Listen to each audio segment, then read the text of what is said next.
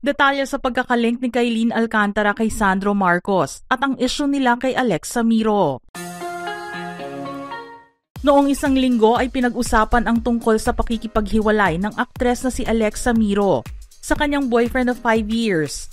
Hindi pa sinabi noong una kung sino ang tinutukoy nitong boyfriend. Pero hindi naman lingid sa kaalaman ng marami na nalink siya noon kay presidential son at Ilocos Norte 1st District Representative Sandro Marcos.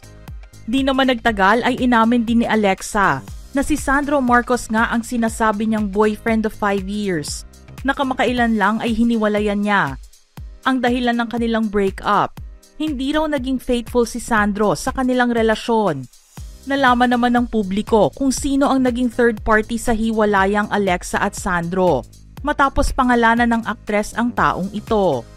Sabi pa nga niya sa kanyang livestream noong isang linggo, clue ng girl, Frankie Russell. Binastos pa nga niya ako sa club. Pinaiyak niya ako kasi kinausap ko siya.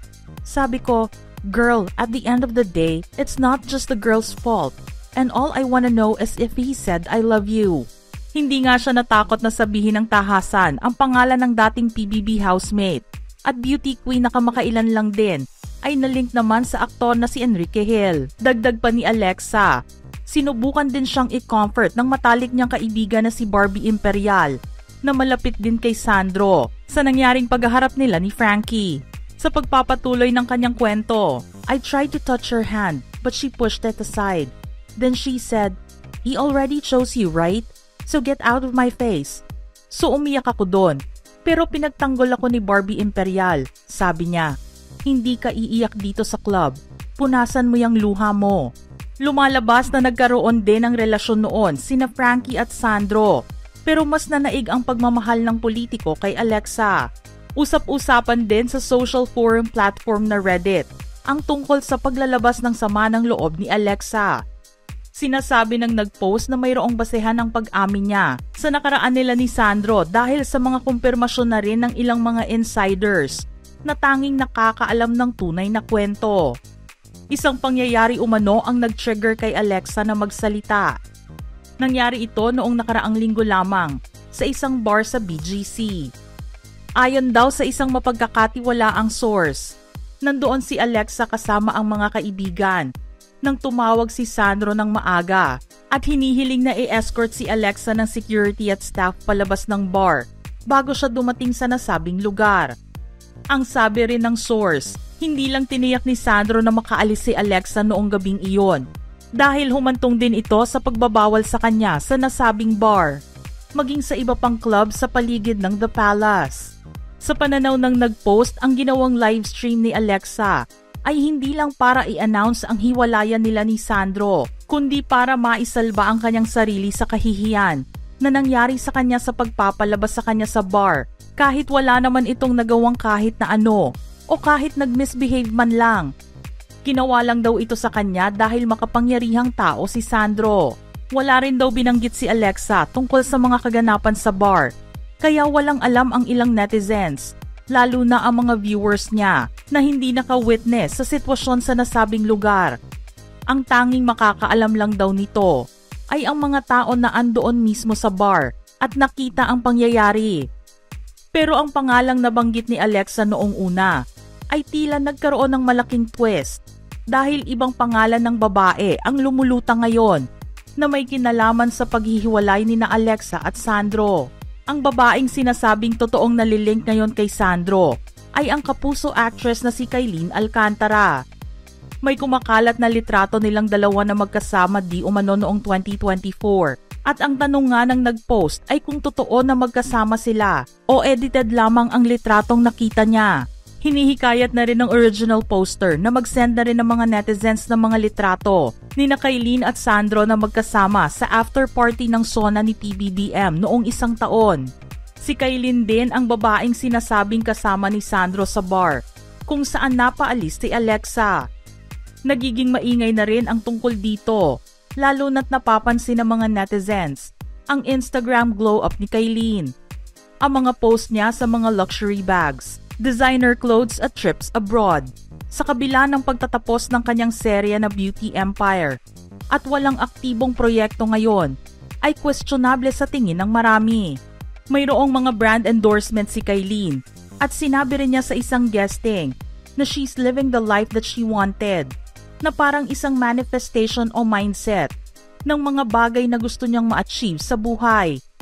Natupad na rin niya ang matagal na pangarap na maging isang artista.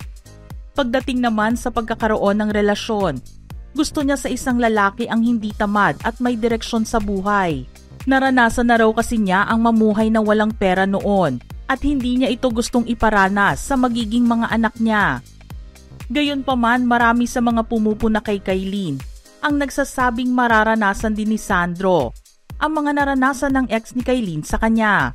Matatandaan na ang unang nabalitang hiwalayan nito sa kapuso actor na si Mavi Legaspi ay gumawa ng ingay at maging ang ina nitong si Carmina Villaruel ay pumagitna na rin sa hiwalayan ng anak sa aktres. Ang recent breakup nito sa basketball player na si Kobe Paras ay pinag-usapan din matapos na magsalita ang ina nitong si Jackie Forster at ipinagtanggol ang anak sa sinasabing pagloloko nito habang nasa relasyon kay Kailyn.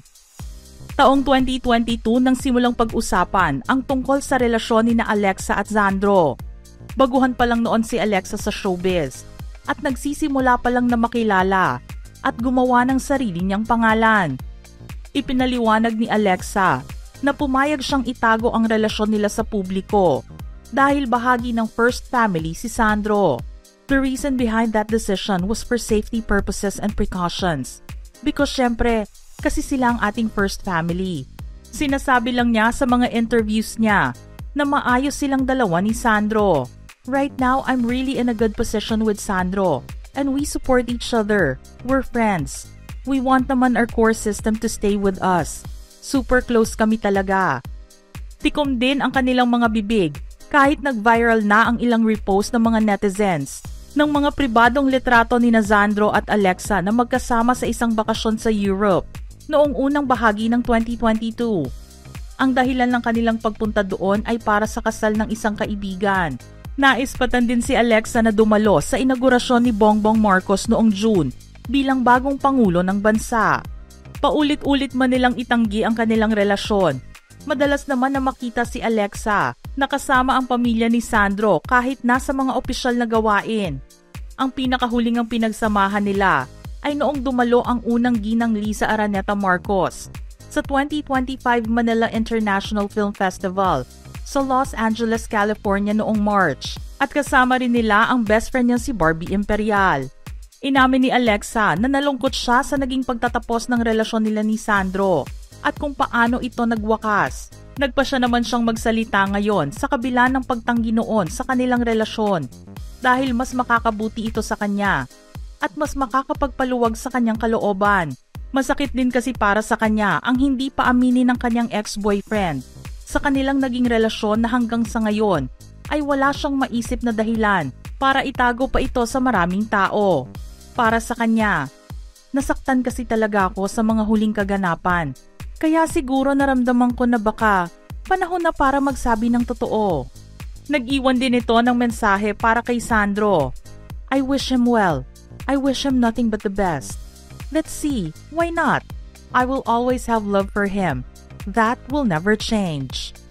Mga ka-showbiz peeps, ano naman ang inyong reaksyon sa ating istorya ngayon? Send your thoughts in the comment section below.